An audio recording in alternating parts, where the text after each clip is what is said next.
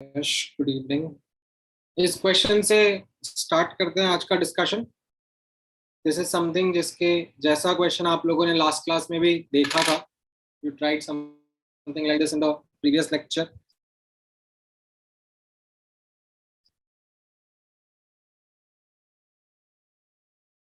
Similar to what we had done.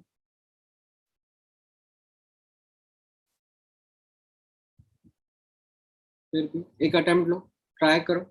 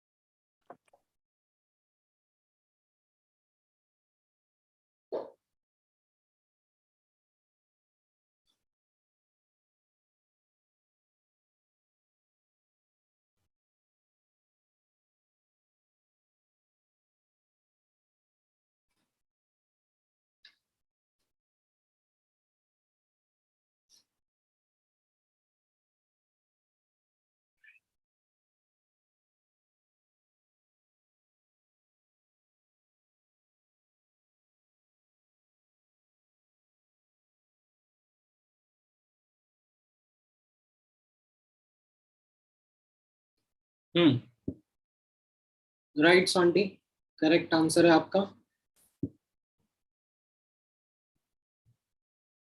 हाँ मन।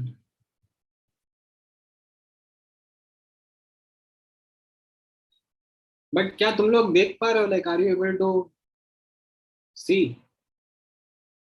Are you able to click on that link? नहीं ना? Private, हाँ ठीक है। गुड। ठीक है अर्पिता, आपका आंसर भी करेक्ट है।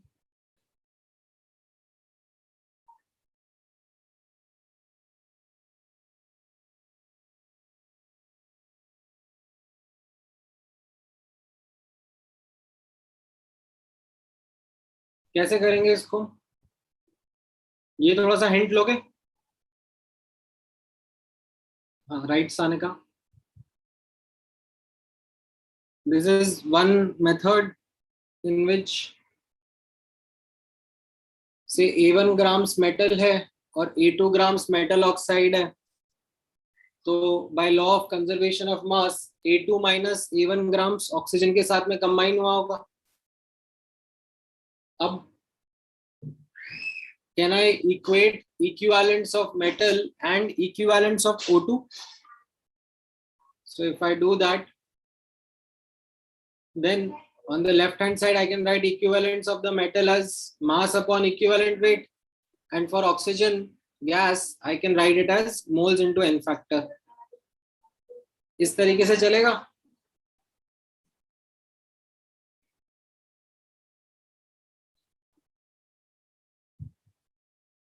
ठीक है, यहाँ पर ये केयरलेस मिस्टेक नहीं करना है। O2 गैस का n फैक्टर 4 आएगा, दो का चेंज है, and there are two atoms in the oxygen molecule, oxygen gas molecule. तो n factor of O2 will come out to be 4, right? And based on that you get the answer as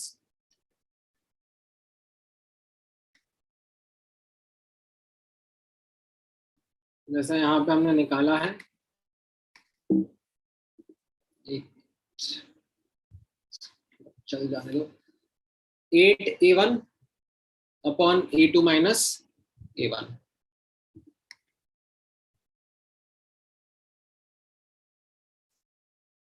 right, clear है?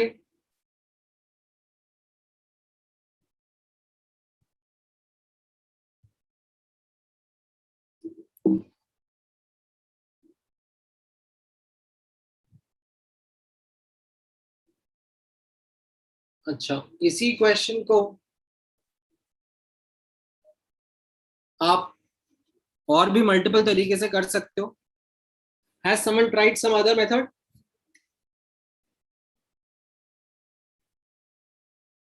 Trying to do this question?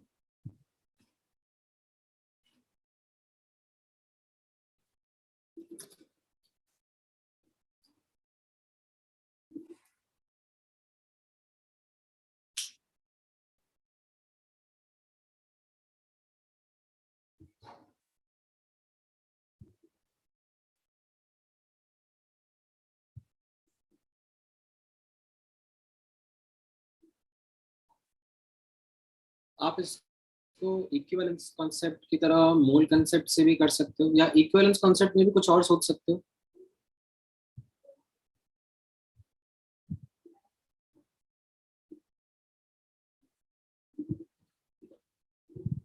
कैसा रहेगा यहाँ पर? You could have done it in this way also.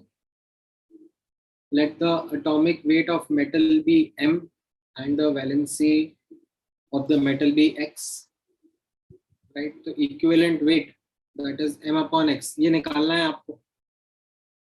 And you could have written the equation in the following way कि m plus O2 is giving say m2OX, क्योंकि metal का valency आपने x choose करा ना।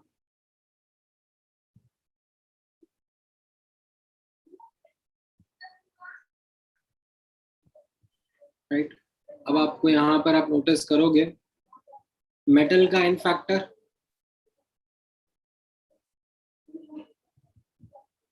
x का change होगा और एक एटम है तो n फैक्टर इसका x आ जाएगा। O2 का n फैक्टर भी मैंने निकाल के रख दिया, तो इस अप्रोच में I would not want to use that. I would want to use ये वाले मेटल ऑक्साइड का इक्विवेलेंट। मेटल ऑक्साइड का क्योंकि मास दिया हुआ है ना 82 ग्राम, तो मैं इसका अगर n फैक्टर देखूंगा तो एक्चुअली हाँ, many of you might have done it in this way only।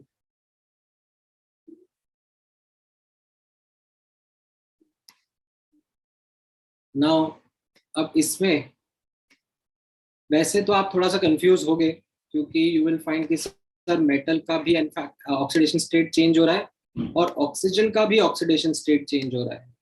तो like how do we determine the n factor over here? Now this is something which is going to be a miscellaneous case for n factor calculation, जो मैं आपको थोड़ा time बाद बताऊंगा। अभी मैंने आपके साथ में एन फैक्टर निकालने के कौन से एग्जाम्पल्स कंसिडर करें, डिस्कस करें, एकदम सिंपल वाले, जहां पर पूरे कंपाउंड में एक ही एलिमेंट था जो कि ऑक्सीडाइज हो रहा था या रिड्यूस हो रहा था, एंड उसके हिसाब से हम लोग एन फैक्टर का कैलकुलेशन कर रहे थे, है कि नहीं? That is what we had done up till now ना, all the examples that we discussed, right? पूरे कंपाउंड में एक ही मेटल था, एक ही एलिमेंट होता था जिसके एन फैक्टर को हम लोग, जिसके ऑक्सीडेशन स्टेट को हम लोग चेंज करते थे। हाँ हाँ, नोट्स नहीं मिलेंगे, नोट्स कॉपी करने पड़ेंगे आपको। Make sure that you are writing everything down. तो यहाँ पर कैसा रहेगा? नहीं, रिकॉर्डिंग भी नहीं मिलेगी।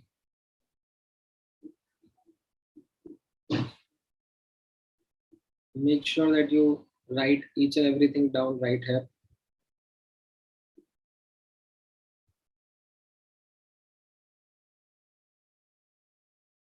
स्टार्टिंग में कुछ बच्चों को नहीं एडजस्ट हो रहा था चेंज, तो मैंने ऊपर ऊपर से दे दिया रिकॉर्डिंग्स।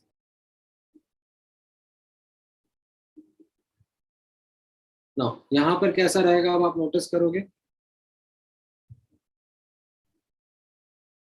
लेफ्ट हैंड साइड पर इक्विवेलेंट्स और राइट हैंड साइड पर इक्विवेलेंट्स M2OX के, इन दोनों के इक्विवेलेंट्स अपन बराबर कर देंगे, और इक्विवेलेंट्स अपन लोग कैसे लिखेंगे यहाँ पर, मोल्स इनटू एन फैक्टर। ठीक है, यहाँ पर हम लोग एन फैक्टर कैसे लिख रहे हैं, इस वाले कंपाउंड में आप या तो m के हिसाब से सोच लो या o के हिसाब से सोच लो, दोनों से सेम ही आंसर आएगा। सो यहाँ पर अगर आप m के हिसाब से सोचोगे तो x का चेंज और 2 एटम्स, तो n फैक्टर 2x आ गया। अगर आप o के हिसाब से सोचोगे तो 2 का चेंज, 0 से -2 जा रहा है, और कितना एटम्स, x एटम्स, तो यहाँ से भी आपको समझ में आ जाएगा दैट इज मेटल ऑक्साइड का n फैक्टर 2x लिखा है। एंड जब आप इसको रीचेक करोगे, थोड़ा इधर मैनिपुलेट करोगे, तो you will get the answer of m upon x। m नहीं मिलेगा, x नहीं मिलेगा, but you will get m upon x, which is what you require as the equivalent weight of the metal, and it again comes out to be 8a1 upon a2 minus a1, right? तो इस तरीके से क्या होगा, काफी लोगों ने question, एक ये मेथड 1 था, राइट, और ये दूसरा मेथड था।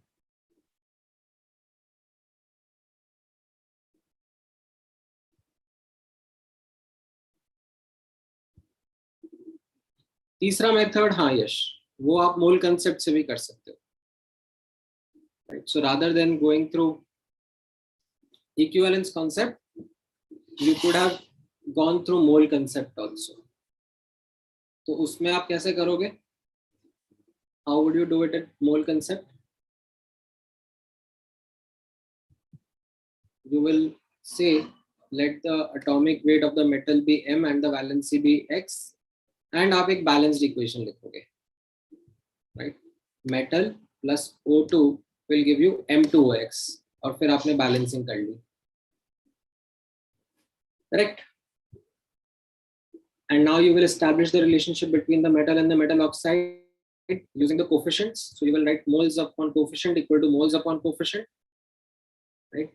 And once you do that, then of course by rejigging you will again get m upon x ka value, because that is what you require, equivalent weight, and it will come out to be 8a1 upon a2 minus a1,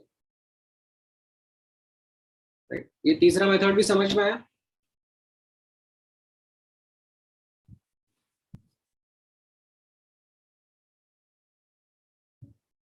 तीनों method लिखना, कहीं पे भी कुछ doubt आ रहा है तो पूछो।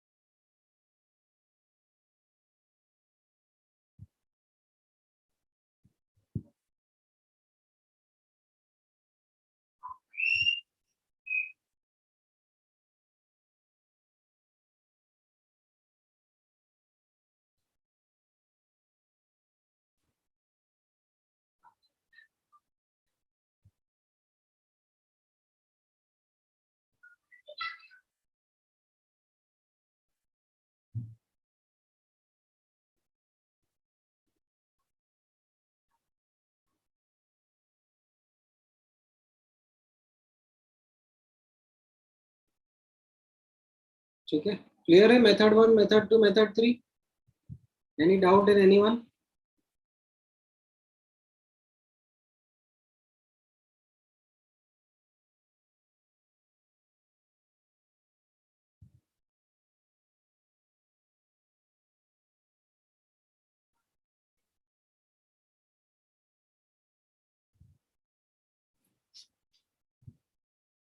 मेथड 2 भी देख लो,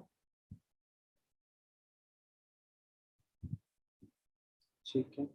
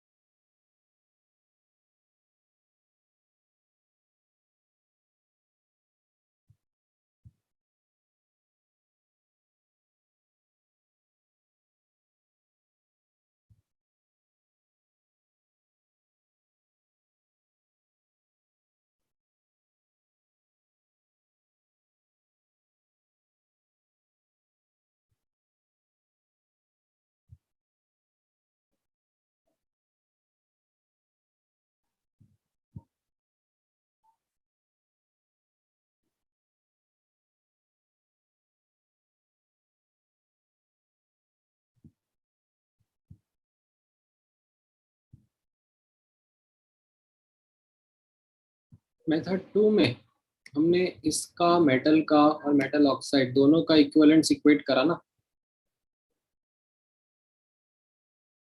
नाउ इक्विवेलेंट्स कैसे लिखना है? Moles into n factor. Moles हो जाएंगे मास अपॉन मॉलिक्यूलर वेट. तो ये समझ में आ गया. एन फैक्टर कितना हो जाएगा इसका? लाइक 0 से प्लस एक्स जा रहा है और एक ही एटम है तो एक्स इसका एन फैक्टर हो जाएगा. वो यहाँ पे लिख दिया. अब मेटल ऑक्साइड वाला जो पार्ट है इसके मोल्स ये आपको समझ में आ गए. Mass upon molecular weight. I don't think इसमें प्रॉब्लम होगी. जो इसका एन फैक्टर है वो थोड़ा सा डिफरेंट है. इसमें हम बाद में इसको लाइक प्रॉपरली नोट्स में लिखेंगे भी सही. It is not something which fits the core definition of what we had learned about n factor calculation.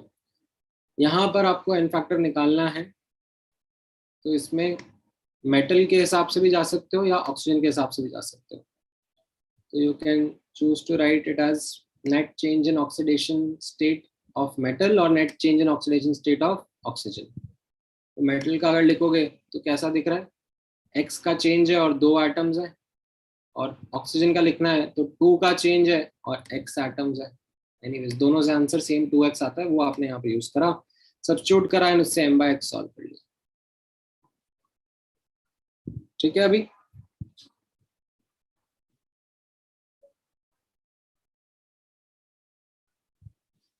Alright, great.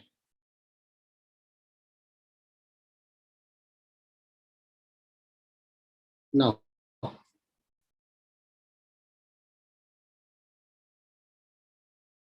Next अब मैं यही डिस्कस करना चाहता हूं आपके साथ में miscellaneous cases of n factor calculation.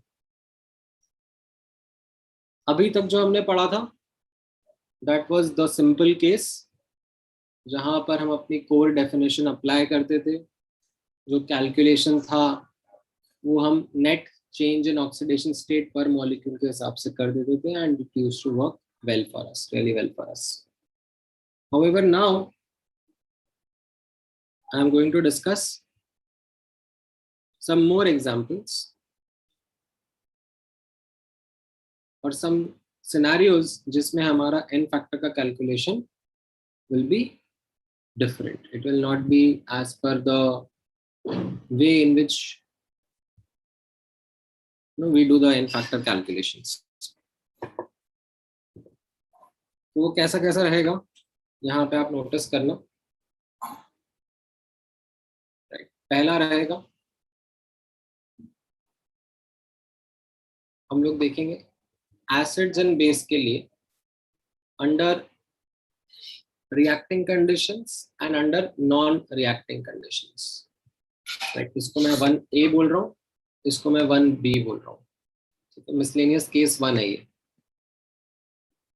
बाद में I will be referring to these as अरे वो देखो मिसलेनियस केस 1 था, वो मिसलेनियस केस 2 था. राइट, तो just keep these numbers handy. Now वैसे तो आप नोटिस करोगे कि acid base neutralization reactions are non redox reactions. Right, I think हम लोगों ने एक एग्जांपल भी लिया था. Right, if you remember HCl plus NaOH, right, giving NaCl plus H2O. ये कैसा रिएक्शन था? रिडॉक्स था, नॉन रिडॉक्स था? Non redox. राइट, इसमें हमने देखा था किसी भी एलिमेंट का ऑक्सीडेशन स्टेट नहीं चेंज होता है. हाउएवर इस पर हम इक्विवेलेंस कॉन्सेप्ट अप्लाई कर सकते हैं, एन फैक्टर डिफाइन कर सकते हैं सच दैट कैलकुलेशन थोड़ी फास्ट हो जाए. तो वो कैसा रहेगा एक एक करके हम ऑब्जर्व करते हैं. नाउ सबसे पहले देखते हैं under non reacting conditions, miscellaneous cases of n factor calculation under non reacting conditions. तो इसमें क्या डेफिनेशन है?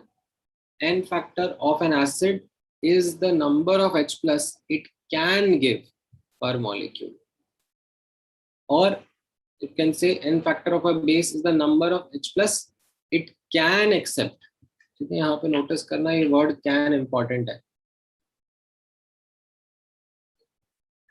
पर मॉलिक्यूल। ठीक है, तो Bronsted and Lowry definition of acid and base जो है उसके ऊपर बेस्ड ये एन फैक्टर का डेफिनेशन है for acids and base under non reacting conditions. So जैसे फॉर एग्जांपल, अगर if I take couple of examples in front of you, ठीक है, समथिंग लाइक दीज, तो आप नोटिस करोगे HCl एक मॉलिक्यूल में एक ही H है देने के लिए, तो उसका एन फैक्टर 1 रहेगा। H2SO4 का 2, H3PO4 का 3, H3PO3 फॉस्फोरस एसिड जो होता है उसमें, if you remember from chemical bonding discussions, दो ही आयोनाइजेबल H होते हैं। जो एक फॉस्फोरस से डायरेक्टली अटैच हाइड्रोजन होता है वो आयोनाइजेबल नहीं होता है, Yes, sir. राइट। तो इसका एन फैक्टर 2 लिखा जाएगा, राइट। अमोनिया या NH4OH बोल लेते हैं, तो इसने क्या करा, एक H प्लस एक्सेप्ट किया होता है एज अ बेस, तो इसका एन फैक्टर 1 रहेगा। Barium hydroxide, right, this is not like Brønsted definition, इसमें ये OH माइनस देगा, तो आप डेफिनेशन को थोड़ा सा मॉडिफाई भी कर सकते हो, that number of OH minus it can give पर मॉलिक्यूल। ठीक है, हाँ, right, ऐसा सिंपल रहेगा। ऑक्सैलिक एसिड का 2 है। ठीक है, अच्छा, थोड़ा सा अब मैं आपके साथ में एक स्लाइट वेरिएशंस इंट्रोड्यूस करता हूँ, तो आप लोग बताना मुझे। अच्छा, नोटिस करना, n factor of H2C2O4 oxalic acid कितना लिखने में आ जाएगा, 2, एंड जो ये HC2O4 माइनस स्पीशीज है, ये एम्फीप्रोटिक स्पीशीज है। It can behave as acid also, it can behave as base also, as acid it can give H plus, as base it can accept H plus, right? तो इसका n factor हम लोग ऐसे अलग अलग से mention करें। What about C2O4 2 minus ion, oxalate ion? Can it behave like an acid? Not really. It's just a base only, and as base इसका n फैक्टर कितना रहेगा? It will be equal to the number of H plus it can accept per molecule. So the answer is 2. Right? ये समझ में आया? Is this Yes, clear? sir. All right, ठीक है, तो अब आप मुझे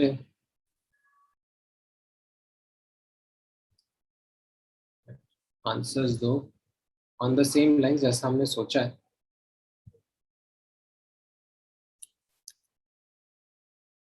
So आप लिखने का टाइम दोगे ना बाद में? नहीं, आप लिख रहे हो ना साथ ही साथ में, सही लिखना है। तो लिखो ना, क्या कर रहे हो।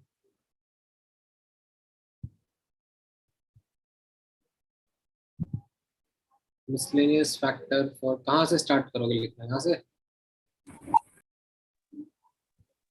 सर थोड़ा नीचे से। Yes sir. ठीक है,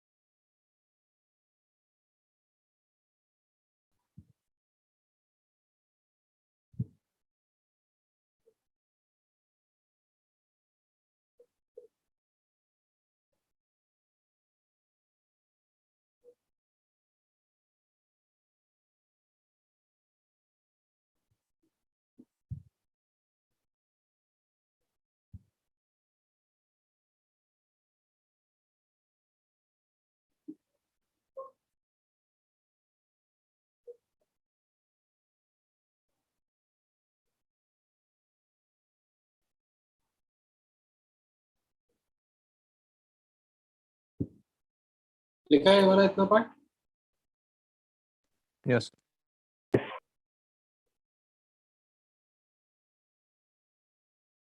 ये एग्जांपल्स भी लिख लिया?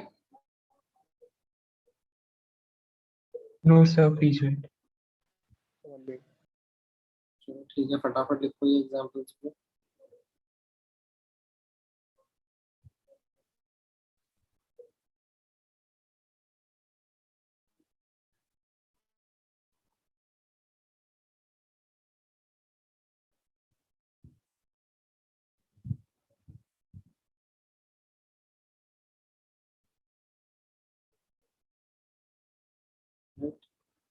चलो इसका आंसर बताओ।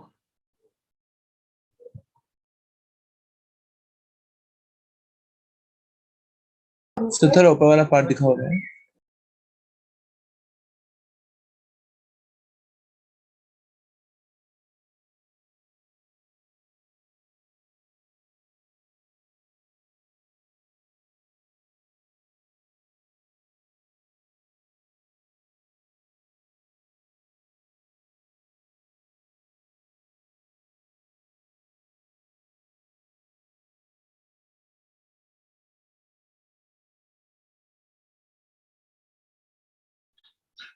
अभी ठीक है? यस सर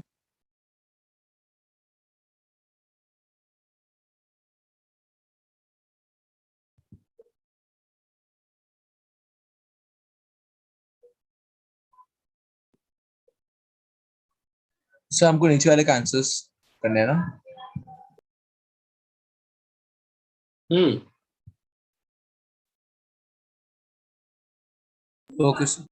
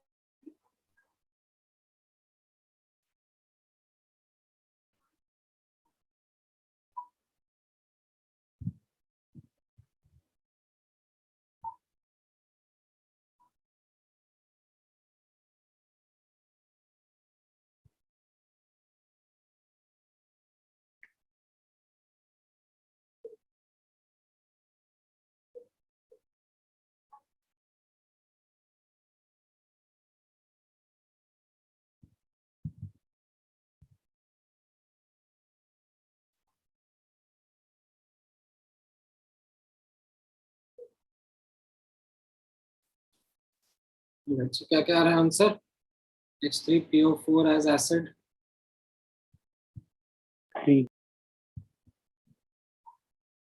3 यार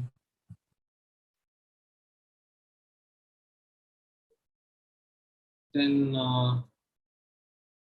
2 1 1 2 3. ये आ रहा है? Yes. Yes sir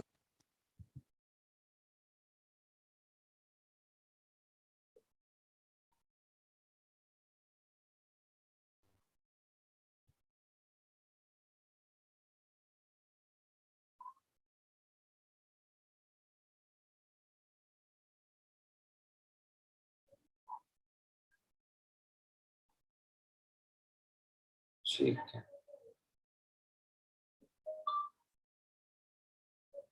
Alright. Now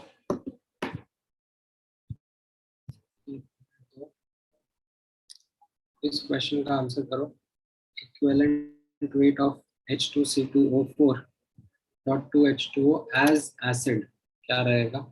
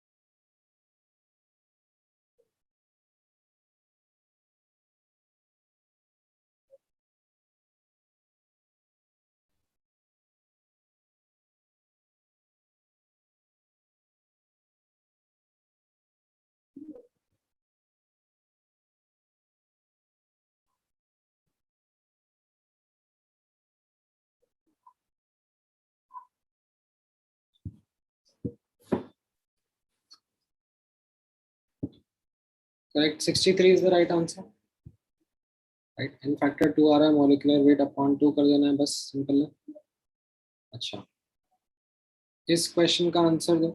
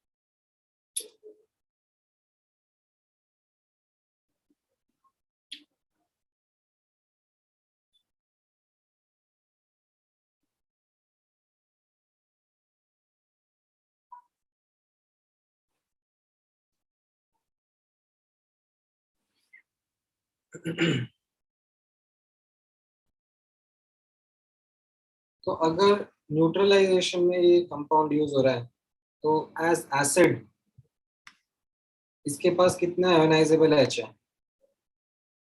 एक यहाँ पर है और दो यहाँ पर है,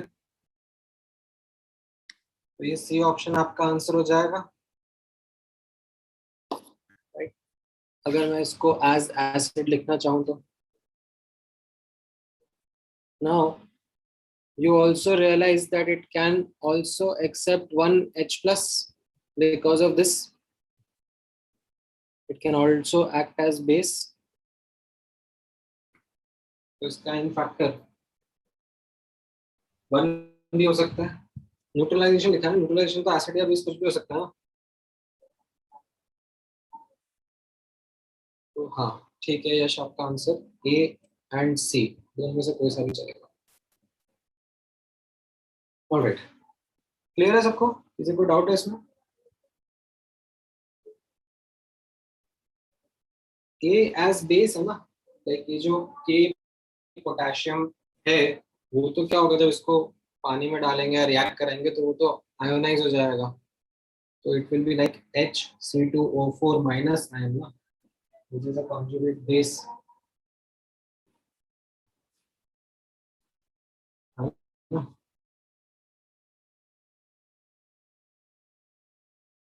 Alright. Now, ठीक है, having said this about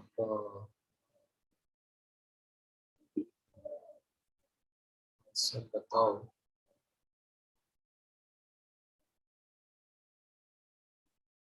एक और क्वेश्चन का ये ऊपर मैं यहाँ पे एक्सप्लेनेशन डाल देता हूँ. as acid it can give 3H plus and accept 1. ठीक है. Alright. इस वाले क्वेश्चन का आंसर बताओ.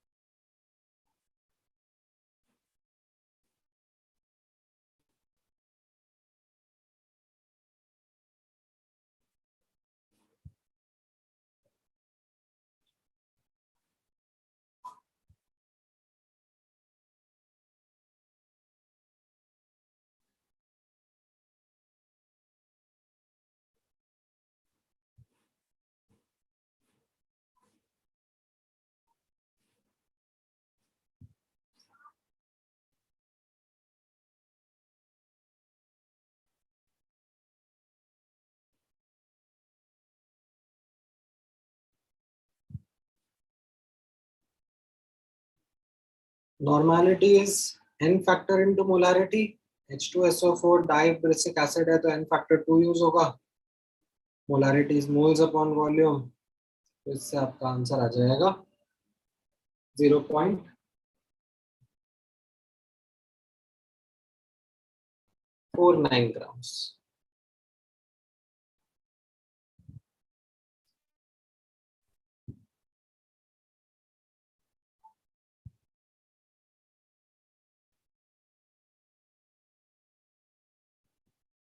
समझ में आया? Yes sir. ठीक है, चलो ये ट्राई करो.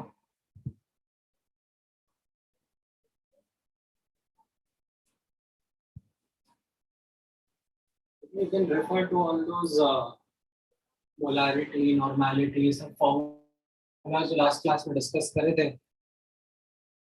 एंड टुडे जो अपन ने मैंने n फैक्टर आपको बताया है, how to write it for acids and bases under non reacting conditions, उसको यूज करो और आंसर करो.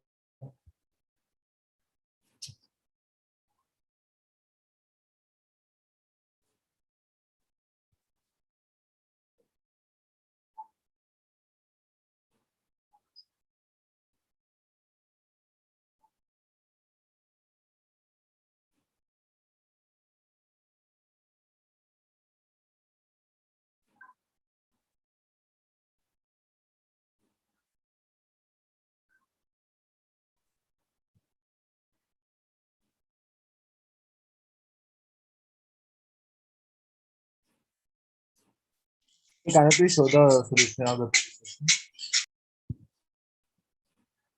क्या कह रहे हो? सर ऊपर वाले क्वेश्चन का एक बार सॉल्यूशन दिखाया है.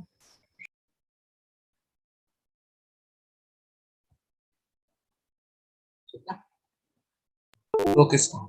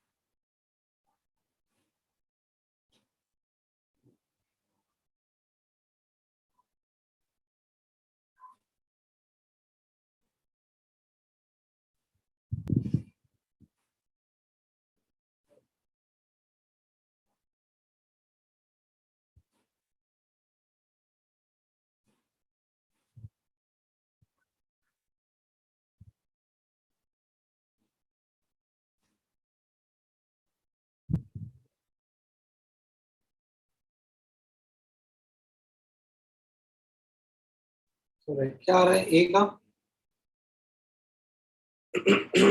So 1.693. 0.7.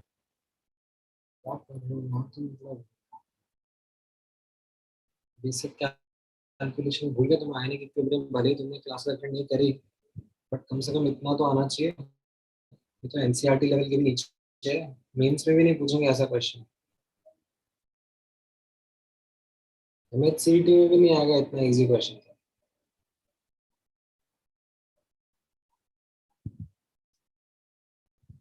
ए और बी तो क्लियर है सबको? I think that is pretty straightforward and obvious. C वाला भी जो है, that is also something which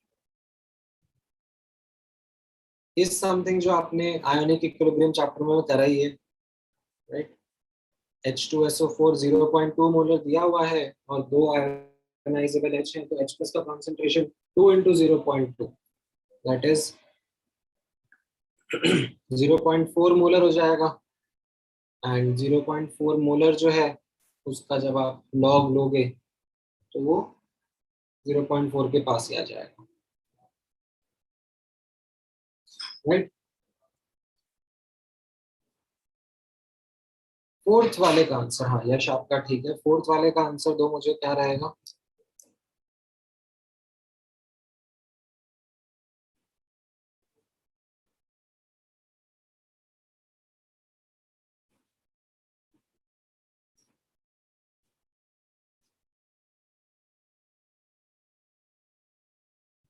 correct, fourth वाले का आंसर 0.7 ही आएगा, राइट।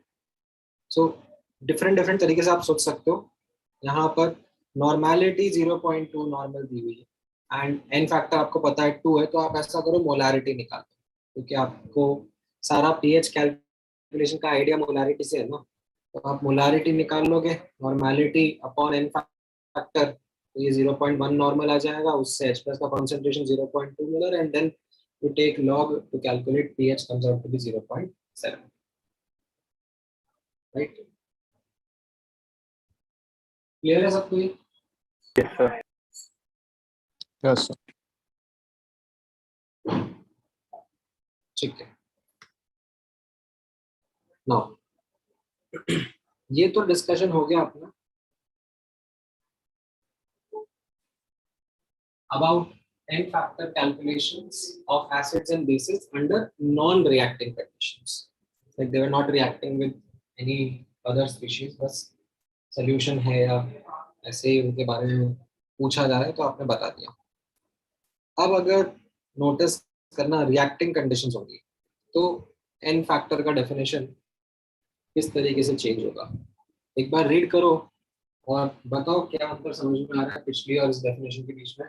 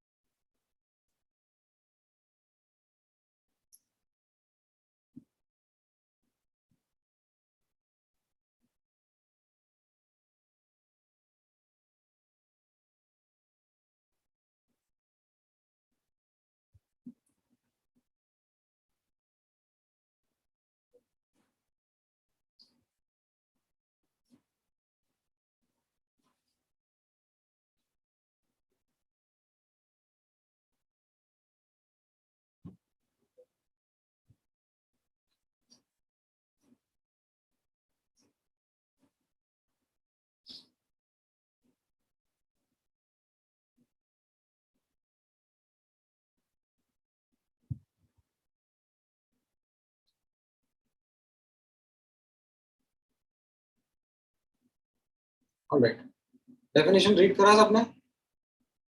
Yes. Yes, sir. अब आप समझ पा रहे हो इसमें एन फैक्टर क्या रहेगा।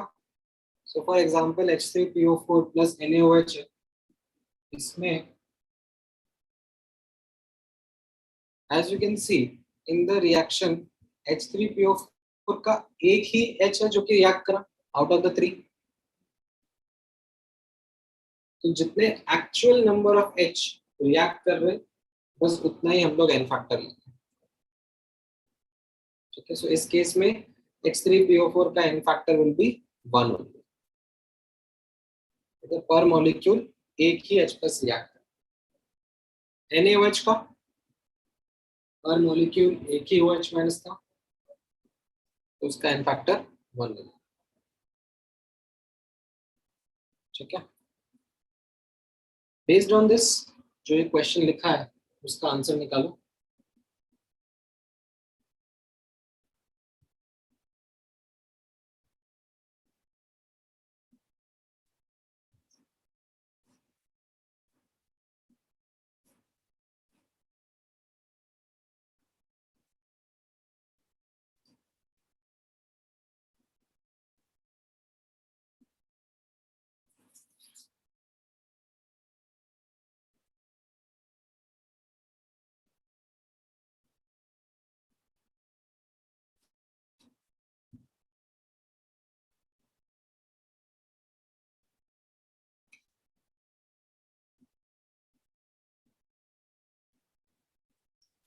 क्या आ रहा है answer?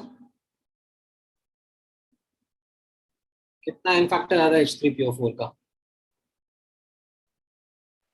2 as per the reaction 2। तो ये सी ऑप्शन आपका आंसर आ जा रहा है।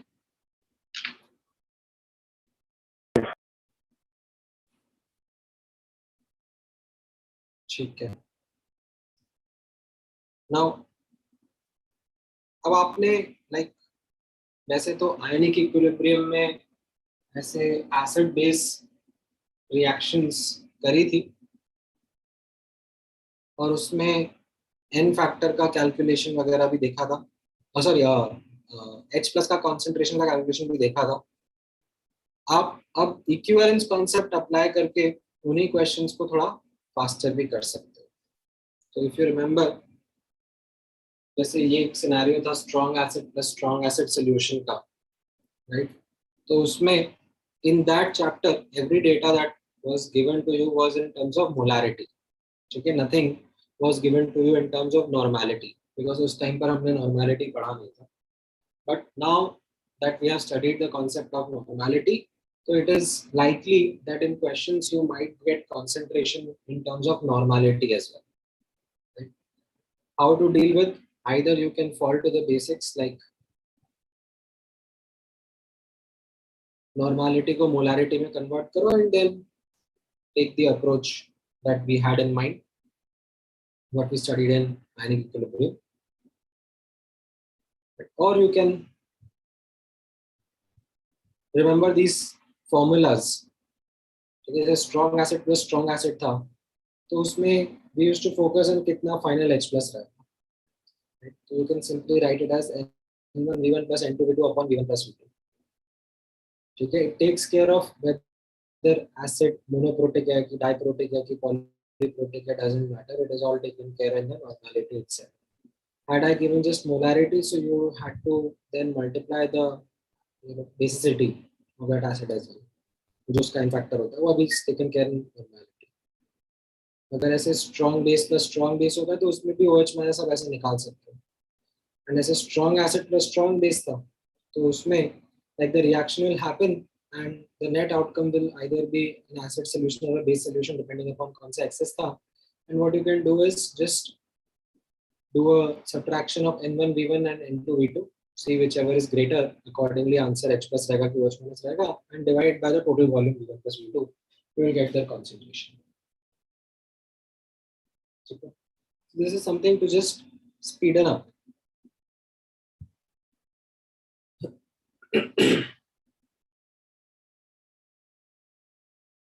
जो आपने आयनिक इक्विलिब्रियम में कुछ सिनेरियोज देखे, इसको कॉपी कर लो। हाँ, पिछले क्वेश्चन का आंसर सॉरी 98 नहीं 49 था, 98 upon 2। Sorry,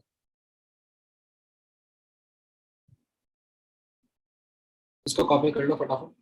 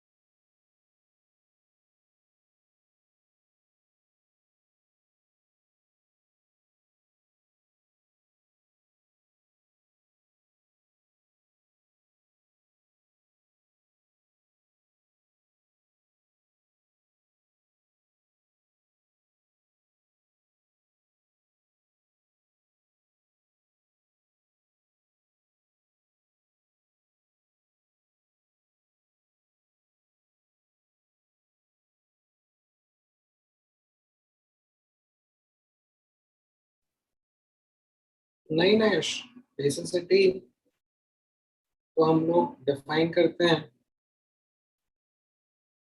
under non reacting conditions. Reacting conditions में तो एक्चुअल में देखना पड़ता है ना क्या हो रहा है।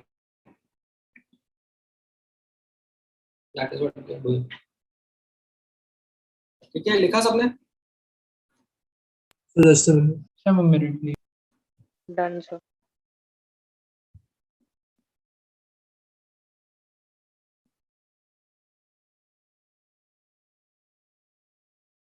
ठीक है, मतलब ये मैं एक्चुअली इसलिए बता रहा हूँ because I have seen students, वैसे तो मैंने ऐसे कोई फॉर्मूलाज आपको पहले करवाए नहीं थे, but I have seen students using like these formulas but not keeping in mind normality. वो ये वाला फॉर्मूला मोलारिटी पे अप्लाई कर देते हैं, m1v1 plus m2v2 upon v1 plus v2, और ऐसा इसलिए करते हैं क्योंकि कई बुक्स में ऐसा फॉर्मूला मेंशन भी होता है, बट वो फॉर्मूला तभी काम करता है जब एसिड या बेस जो है वो बेसिसिटी 1 हो या एसिडिटी 1 हो।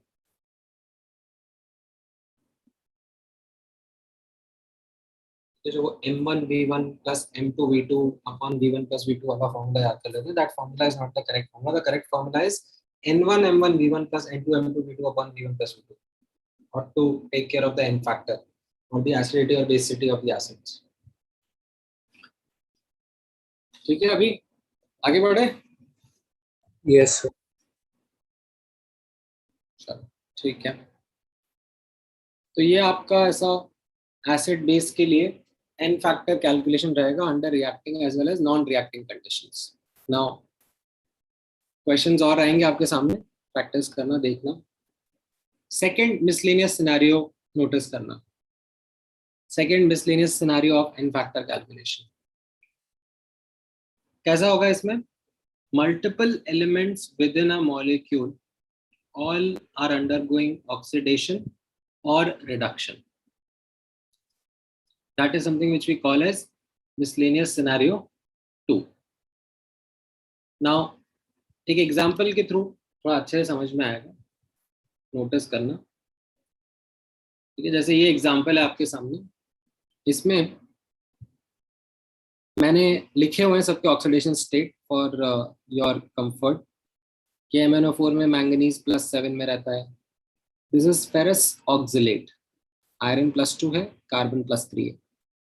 When they react in acidic medium, Mn goes to Mn+2, iron का ऑक्सीडेशन हो जाता है +3 में चला जाता है, एज वेल एज कार्बन का भी ऑक्सीडेशन हो जाता है +4 में चला जाता है। नाउ अगर मैं आपसे KMnO4 का इन फैक्टर पूछूंगा, it will fall in the simple scenario that we have been doing since last class. एक ही एलिमेंट है, इट अंडरवेंट रिडक्शन। अगर मैं MnSO4 पूछूं आपसे, right, if I ask you about MnSO4, तो भी कैसा रहेगा?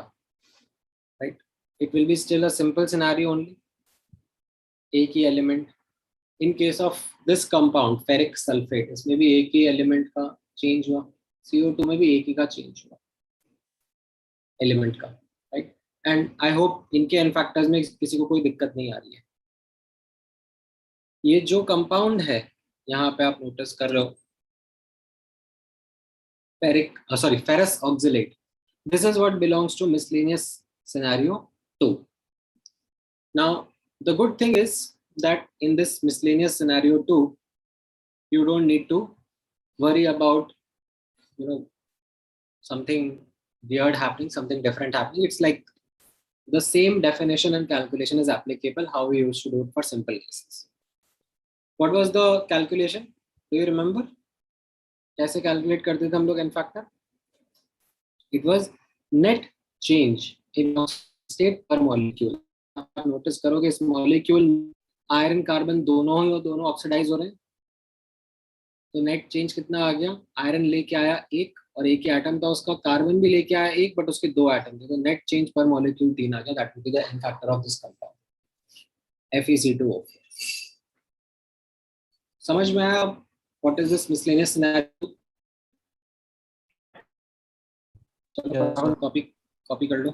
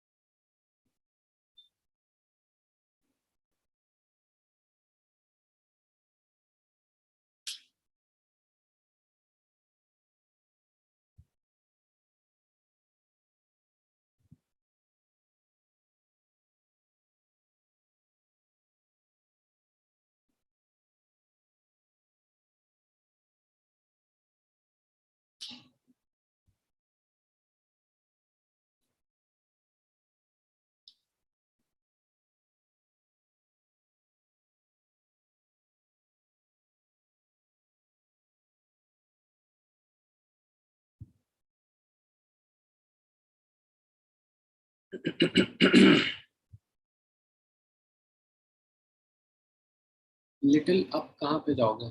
अब तो हो चुका ना खत्म, ये तो हो ही गया ना, अभी तक नहीं करा था क्या तुमने?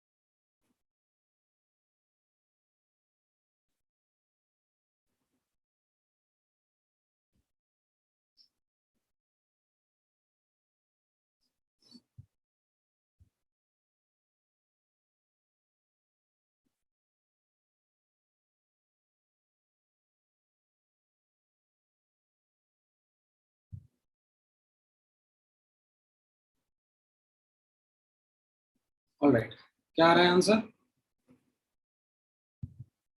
इस वाले क्वेश्चन का? देख के बताओ।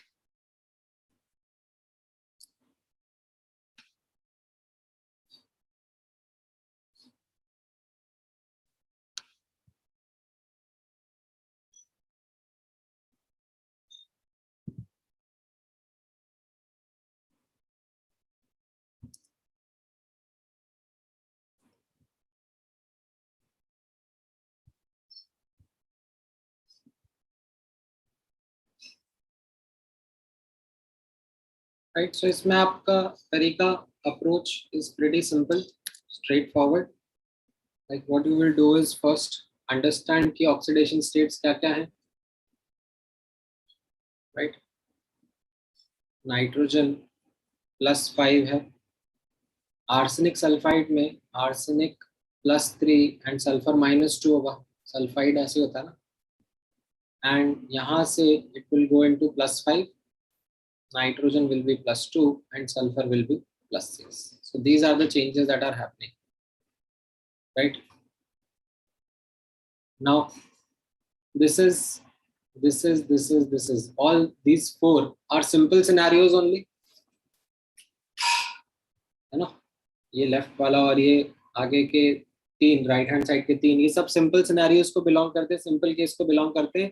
एक ही एलिमेंट है जिसका चेंज हो रहा है. However, this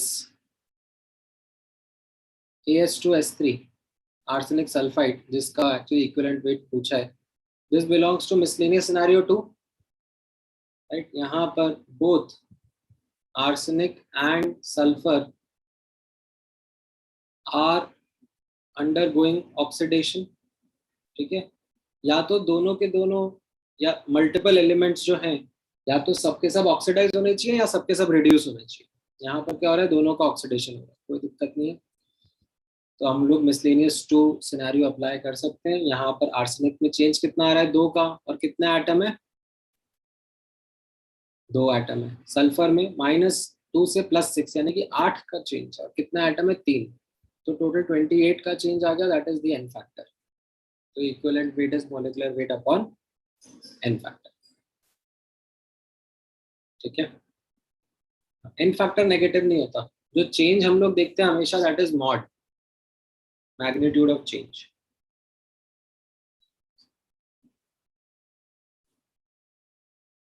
क्लियर है ये?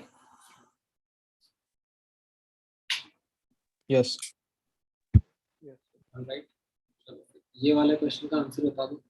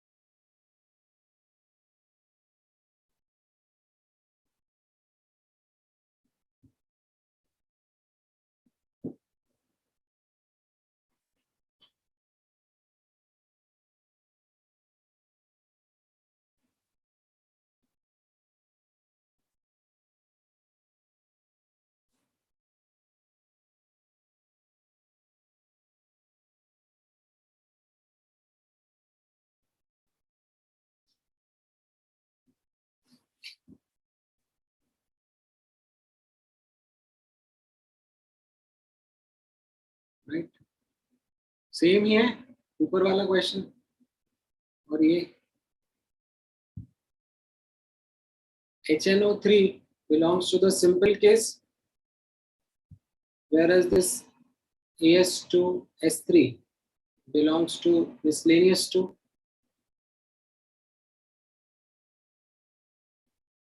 जैसा ऊपर कैलकुलेट करा था.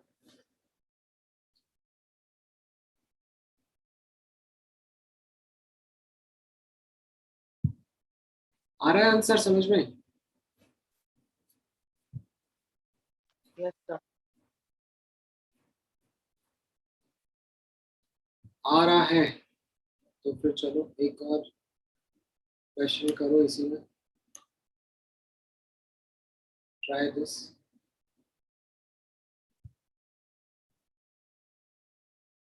थोड़ी सी मेहनत लगेगी बट होना चाहिए.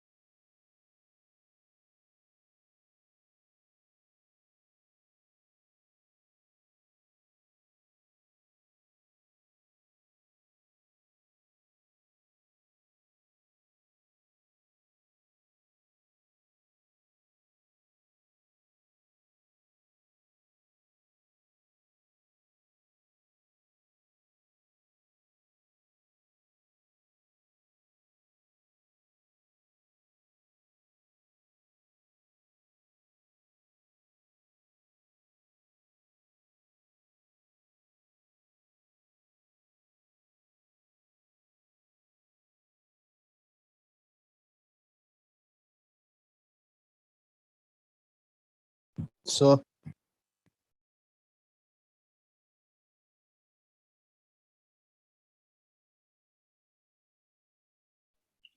हाँ, tell me. so n factor for the previous one should be 26, right? 24 plus 4 28 ही पढ़ा था मैंने तो.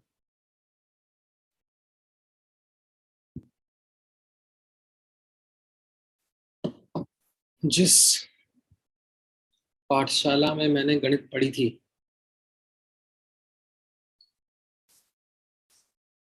वहां तो यही सिखाया गया था. अभी तुम्हारे स्कूल का मुझे नहीं पता.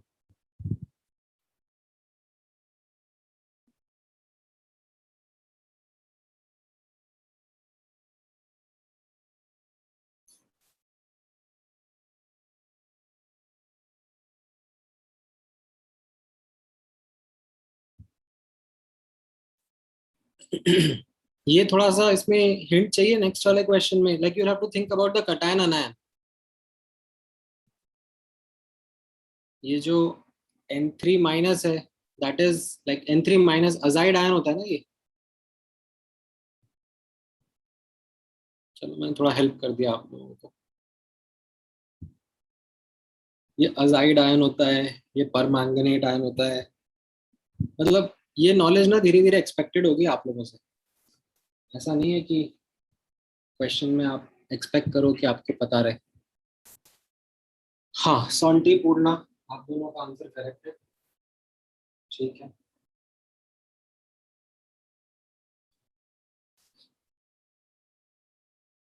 चलो वेरी गुड. हाँ, अजाइड -1 लेना है यश. माइनस आने होता है. देख लो एक बार ये सारे ऑक्सीडेशन स्टेट्स समझ में आ रहे हैं कि नहीं आ रहे हैं. You should have been able to decipher these oxidation states by yourself. ठीक है.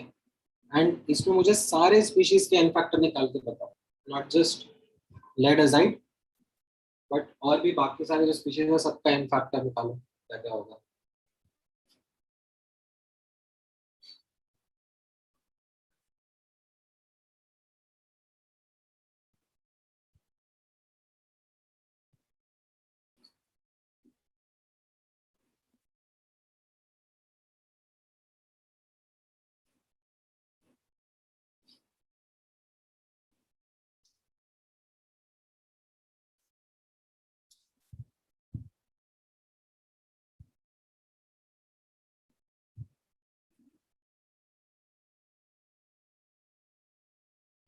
आप लोगों ने होमवर्क करा था इसका, मैंने जो लास्ट क्लास में दिया था. Yes, sir. ठीक है. उसमें से देख लेंगे अगर कोई. आई थिंक यही क्वेश्चन डाउट रहा होगा most likely. I don't think और कोई क्वेश्चंस डाउट रहे होंगे. एक वो फेरस फेरिक ऑक्सिलेट वाला भी डाउट रहा होगा बट आई थिंक अब वो भी सॉल्व हो ही जाएगा. Given that ferrous oxalate was something that belonged to this miscellaneous 2 in factor obligation.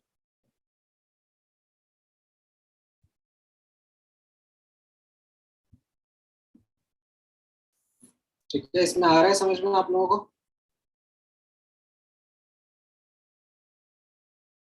ये पहले दोनों मिसलेनियस 2 सिनारियो को बिलोंग कर रहे हैं और बाकी राइट हैंड साइड पे सारे सिंपल ही हैं. सबके एन फैक्टर मैंने कैलकुलेट कर दिया. हाँ, राइट दिशा. राइट.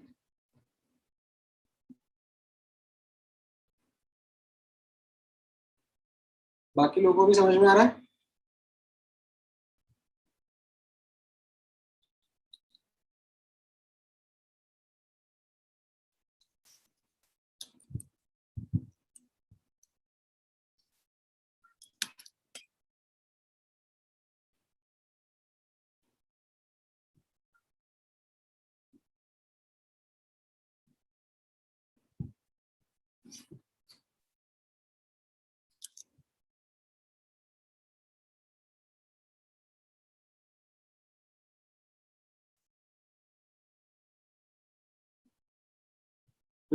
पेन आएगा ना, वही तो लिखा है यहाँ पर. कोबाल्ट में एक का चेंज और एक एटम है और मैंगनीज में 3 का चेंज है और 3 एटम है, तो टोटल चेंज 10 हो गया। ठीक है, यही था वो, मतलब ऊपर वाला पार्ट का देखोगे साइड सेम ही चीज है, बस नीचे में मैंने डिटेल आउट कर दिया एन फैक्टर कैलकुलेशन।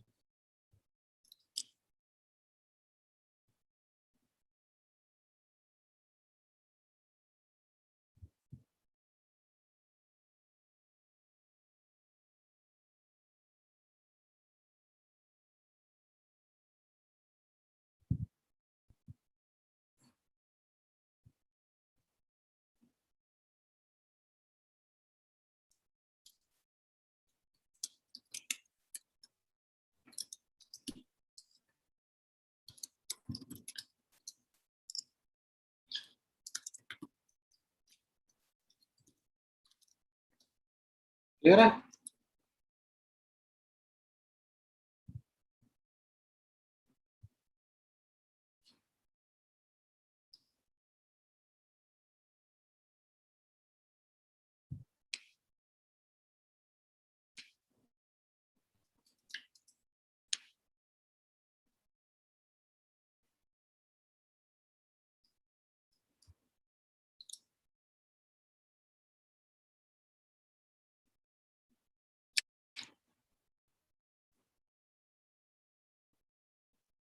आगे बढ़े? ठीक है, तो एक और एन फैक्टर कैलकुलेशन का नोटिस कर लेना scenario, let's call it miscellaneous scenario 3। So it is again something which is you can use on in non-redox conditions, like this is non-reacting salt or compound, or you can in fact also use this in non-redox reactions. ठीक है, कैसा है ये notice करना, जैसे for example MgCl2 compound है। ठीक है, अब डिफाइन करते हैं ऐसे। ठीक है, doesn't fit the definition of what we described about n factor. This is something like this only. MgCl2 में n factor of cation, n factor of anion and n factor of the compound. ठीक है, इनको कैसे describe करा जाता है? Cation के लिए n फैक्टर हो जाएगा जो कटायनिक चार्ज होगा। ठीक है, मैग्नीट्यूड चलेगा। अनायन के लिए भी n फैक्टर विल बी जो अनायनिक चार्ज होगा। ठीक है, एंड ओवरऑल सॉल्ट के लिए, ओवरऑल कंपाउंड के लिए will say that n factor will be the magnitude of the net cationic or net anionic charge. ठीक है, तो यहाँ पर जैसे नेट कटायनिक चार्ज +2 है या नेट अनायनिक चार्ज -2 है, तो वही ले लिया हमने। जैसे फॉर एग्जांपल मैं आपसे पूछूं, से एग्जांपल हो गया Fe2O3। Fe2O3 में what will be the n factor of Fe, what will be the n factor of O, and what will be the n factor of the entire compound?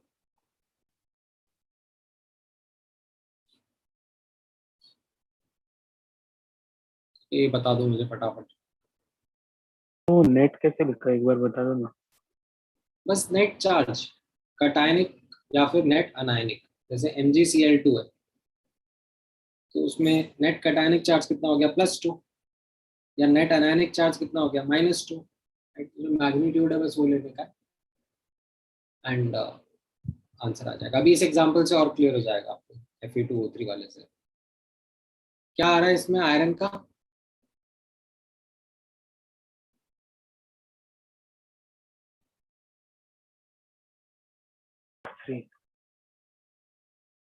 Oxygen का 2 right, and overall compound का 6 आ जाएगा।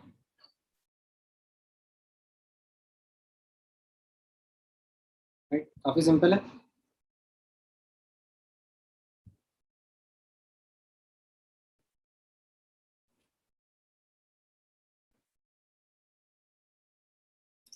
चलो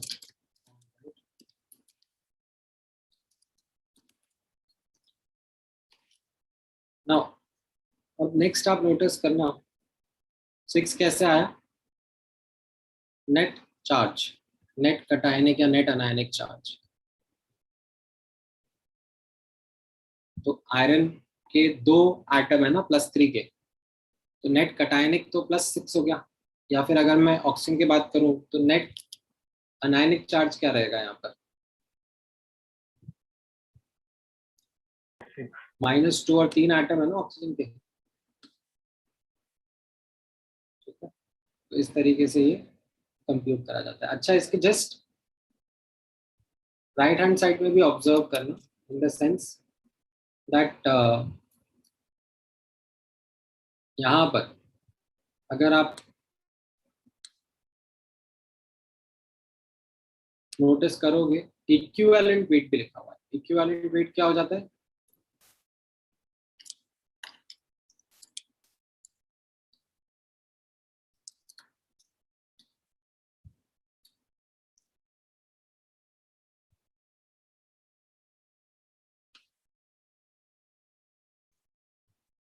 molecular weight या atomic weight upon n factor.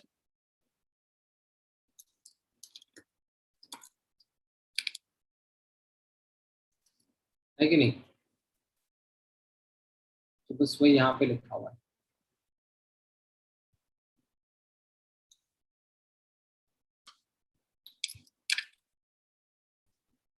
Alright, now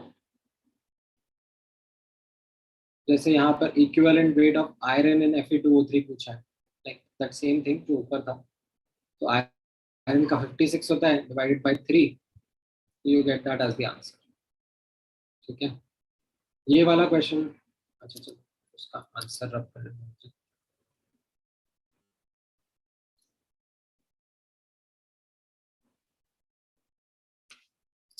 हैं। इस वाले question का answer बता दो।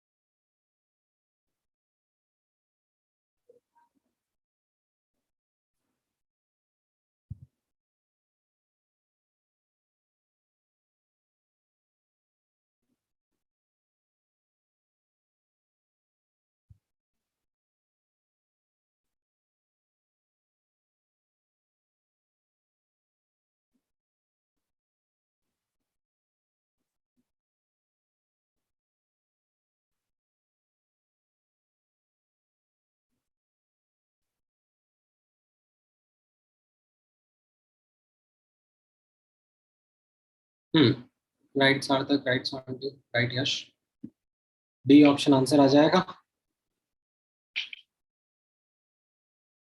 Right, metal oxide valency bivalent बोला, मतलब वैलेंसी 2 है, तो molecular formula will simple MO, right.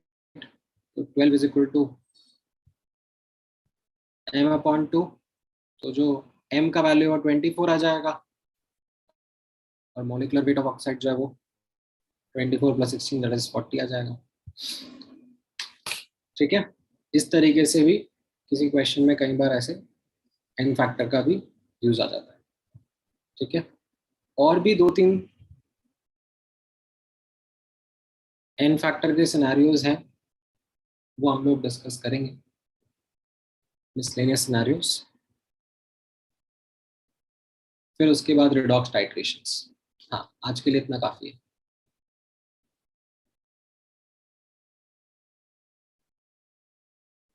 उसमें यश बस इतना ही था ना,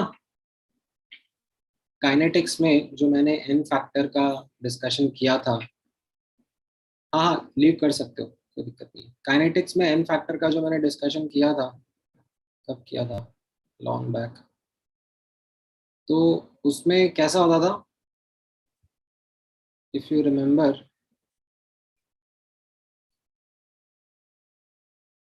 जस्ट n फैक्टर मल्टीप्लाई करना होता था। अगर रिएजेंट जो है वो डिफरेंट डिफरेंट स्पीशीज के साथ में रिएक्ट कर रहा होता था, ठीक है, so we then had to multiply with n factor. तो जैसे यहाँ पर था वॉल्यूम मेजरमेंट के अंदर, लेट्स से ये वाला क्वेश्चन था, इसमें कैसा था, the reagent reacts with all the three A B C, right. Now अब यहाँ पर इवन इफ लेट्स से इनके n factors were P Q and R, ठीक है, A B C के, right? तभी मैं ऐसे लिखूंगा equivalent is equal to equivalent of A plus equivalent of B plus equivalent of C, equivalent of the reagent। तो equivalent of reagent में कैसे लिखूंगा, उसका नॉर्मेलिटी इनटू उसका वॉल्यूम इज इक्वल टू इनके इक्विवेलेंट्स, है ना, और वो इक्विवेलेंट्स क्या होंगे, इनके मोल्स इनटू n फैक्टर। तो अगर n फैक्टर अगर अलग अलग भी होते तो भी it didn't change our formula, we still would get the same answer because वो n factors cancel out हो जाएंगे। अभी समझ में आया? ठीक है, ऑल राइट, चलो आज के लिए इतना डिस्कशन काफी है, take care, bye bye. Thank you sir. हाँ, कोई कुछ पूछ रहा है? तो स्टार्टिंग पार्ट दिखा दो ना वापस से। स्टार्टिंग पार्ट, तो फर्स्ट 3 एग्जांपल्स मेथड। मेथड 1 फटाफट देख लो, स्क्रीनशॉट ले लो, लिया?